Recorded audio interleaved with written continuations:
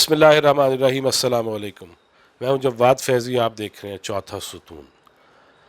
پہلے ہم نے بات کی کہ چوتھا ستون ہے کیا، کیوں ہے اور کون گرانا چاہتا ہے، اس پہ پھر باتیں ہوتی رہیں گی۔ لیکن 7 ستمبر وہ ایسا دن جس پہ ہمیں بڑا فخر ہوتا ہے کہ ہماری فضائیہ، پاک فضائیہ، اس کا دن، اور اس دن کہ جب ہمارے ہی وہ نوجوان، وہ سپوت، وہ بیٹے، وہ افسر، وہ ماتحت، وہ اگلے محاذوں پہ لڑنے والے، وہ اپنے سینوں پہ گولیاں کھانے والے، وہ اپنے سینے پہ بیج تمغے سجانے والے، اور پھر ہم جب دیکھتے ہیں کہ فضائی طور پر جب ہماری جو ہوائیں ہیں اور جو وہ سرحد بنتی ہے اس کے اندر اگر کوئی گھس آئے، گھس بیٹھیا ہو، تو پھر اس کو پکڑنا کیسے ہے، پھر اس کو دبوچنا کیسے ہے، اور پھر اس پہ اختلافی نوٹ ہو سکتے ہیں کہ اس کو چھوڑنا کیسے ہے یا اس کو جھنجھوڑنا کیسے ہے اور اس کو کیسے رکھنا ہے، یہ اس پہ بات ہو سکتی ہے۔ لیکن یوم فضائیہ، اور اس دن ہمارے شاہین جو دشمن پہ گرجے اور برسے تھے اور لپکے تھے، وہ ان کی یاد، اور پھر پاکستان کو عظیم سے عظیم تر بنانا، اس کی ہواؤں میں، اس کی فضاؤں میں بھی استحکام کے جھنڈے گاڑنا، یہ اصل کام ہے۔ اس کے ساتھ 7 ستمبر اس دن کی یاد دلاتا ہے جب فتنہ قادیانیت کو سرے سے قانونی طور پہ، آئینی طور پہ باہر نکال کے کھڑا کر دیا کہ نبی کریم صلی اللہ علیہ وسلم، جن کا اپنا فرمان یہ ہے، انا خاتم النبیین لا نبی بعدی، میرے بعد کوئی نبی نہیں آئے گا۔ اور پھر اس کے باوجود کہ جب یہ واضح چیزیں قرآن پاک میں موجود ہیں، جب اس نبی آخر صلی اللہ علیہ وسلم کا فرمان موجود ہے، اس کے بعد یہ تصور نہیں ہو سکتا، لیکن اس کے باوجود اگر یہ ٹیکے لگانے کی کوشش کی جائے، اور پھر اوصاف رسول جو ہیں، اوصاف نبی آخر الزماں، اس کے حوالے سے بھی کسی کو ساتھ شامل کر دینا، یہ تصور نہیں ہے، یہ نہیں ہو سکتا، یہ ایمانی تقاضا ہے، اس پہ کوئی کمپرومائز نہیں بنتا۔ اور ماضی میں ہم نے یہ بھی دیکھا کہ بیرون ملک جناب عالی مرتبت قبلہ عمران خان نے بھی یہ کہا، ایک اخبار کی شہ سرخی تھی، پاکستان پوسٹ اخبار کی، امریکہ کینیڈا سے شائع ہونے والے، کہ قادیانیوں کو غیر مسلم قرار دینے کا فیصلہ صحیح نہیں تھا۔ اس پہ پھر تردید بھی کی گئی، اور اسی طرح میں نے نقل کر دیا جیسے ہوا۔ میرا تردید پہ بھی اتنا ہی یقین ہوگا اگر انہوں نے دل سے کی اور نہیں بات کی ہوگی تو، لہٰذا یہ واقعہ بھی ہوا۔ پھر اور بھی ہمارے دیگر سابق وزرائے اعظم جب باہر جاتے ہیں، جب وہاں باہر ملاقاتیں ہوتی ہیں تو باہمی شیر و شکر ہوتے ہیں، یہاں پہ آ کے ختم نبوت کے جھنڈے ہم گاڑنے لگ جاتے ہیں، تو پھر اس ایمانی تقاضے کو تو ملحوظ خاطر رکھنا ہوگا۔ اور آغا شورش کاشمیری مرحوم، انہوں نے تو 60s میں چٹان کے اداریے میں یہ لکھ دیا اور پورا نقشہ کھینچ دیا کہ دشمن کیا چاہتا ہے، کراچی کو ہانگ کانگ کیسے بنانا چاہتا ہے۔ تب 60s کے اندر آغا شورش کاشمیری کا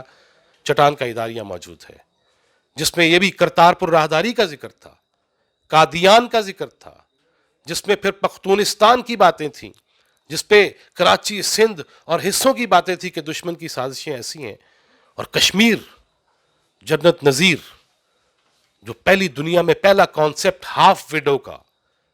آدھی بیوہ، پتہ ہی نہیں ہے بندہ جیل میں ہے، بندہ شہید ہو گیا، بندہ کہاں پہ ہے، ہم نے وہ بھی اسی خطے میں دیکھ رہے ہیں نا۔ تو اس میں پیس میکرز کیسے لائے جا سکیں گے انٹرنیشنلی، اس پہ بہت کچھ سوچا جا رہا ہے۔ اس میں فتنہ قادیانیت کتنا پنجہ آگے بڑھاتا ہے، اور ہمارے ہاں یہ بھی ہوا، اس میں کوئی شک نہیں ہے کہ مجھے، آپ کو، ہمیں ایمانی تقاضوں سے یوں کر کے سائڈ پہ انسانی تقاضوں پہ لگا دیا گیا کہ نہیں جی، ہے تو وہ بھی انسان نا جو نہیں مانتے ہیں، تو وہ بھی نا پرامن تو ہے نا۔ یہ آپ کو پتہ ہے کہ قادیانی مجھے مسلمان نہیں سمجھتے، آپ کو نہیں سمجھتے، جو مرزا صاحب کے پیچھے نہیں چل پڑتا۔ بلکہ مجھے اس پہ ایک واقعہ بھی یاد آ گیا کہ انہیں احمدی کہنا ہی نہیں چاہیے۔ میں نے یہ مختلف اسکالر سے، ڈاکٹر اقبال ندوی، مولانا آصف قاسمی اور دیگر حضرات سے، شیوخ سے، ان سے بھی یہ پوچھا کہ کینیڈا، امریکہ اور یورپ میں جماعت احمدیہ کے اس وقت کے جو سربراہ تھے، صدر تھے کینیڈا کے، انہوں نے نارتھ امریکہ کے، انہوں نے ایک مراسلہ اخبارات کو بھیجا کہ ہمیں قادیانی نہیں، ہمیں احمدی لکھا جائے۔ تو چونکہ بیرون ملک آپ جب جاتے ہیں تو اگر میں جواد ریاض فیضی ہوں تو مجھے جواد فیضی کہا جائے گا، یا فیضی لاسٹ نیم یا فرسٹ نیم سے مخاطب کیا جائے گا۔ تو پھر وہاں یہ معاملہ بھی سامنے آیا کہ غلام احمد قادیانی نام ہے ایک بندے کا، تو یا غلام آپ لفظ استعمال کر سکتے ہیں یا قادیانی کر سکتے ہیں، احمد تو درمیان میں آتا ہے، اور آپ احمدی کس طرح ہو سکتے ہیں؟ ہم نے یہ سب کچھ دیکھا، اس کے باوجود یہ اخلاقاً ہمیں ان چیزوں میں ڈال کے کہ نہیں جی پھر کی ہو یار، نہیں رکھتا یقین تو یار چپتے ہے نا، رولاتے نہیں پا رہا، اوکے وہ شور نہیں مچا رہا، لیکن اگر اس کے دل میں یہ ہو کہ میں جواد فیضی جو سامنے بیٹھا ہوں، یا میں عرفان حیدر، یا میں یاسر، یا میں سجاد، یا میں شہزاد، یا میں عباسی، واٹ ایور، تو اس میں یہ سمجھنا اس کا کہ یہ سارے کافر ہیں، کیونکہ یہ ہمارے مسیح موعود پہ ایمان نہیں لائے، یہ مرزا صاحب کو مانتے نہیں ہیں۔ اور مرزا صاحب کا واقعہ مجھے وہ علامہ احسان اللہ ظہیر کی ایک تقریر یاد آ گئی، رحمۃ اللہ علیہ، دنیا سے چلے گئے، اور ہم نے یہ دیکھا مولانا شاہ احمد نورانی ہوں، اہل حدیث اکابرین ہوں، ساجد نقوی صاحب ہوں، احمد موسوی صاحب ہوں لاہور میں، یہ میں ان کے پاس بیٹھا، نورانی صاحب، نیازی صاحب، ساجد میر صاحب، اور ان سے بھی پہلے علامہ صاحب یا دیگر سیاسی زعماء یا مولانا فضل الرحمان، ان کے قریب بیٹھ کے میں نے ہر بات کی ہے۔ سپاہ صحابہ، سپاہ محمد جب سامنے سامنے تھے، تلوار، جب عہدے داروں کے نام ہی تھے، سالار اعلیٰ، نائب سالار اعلیٰ، جرنیل اعلیٰ،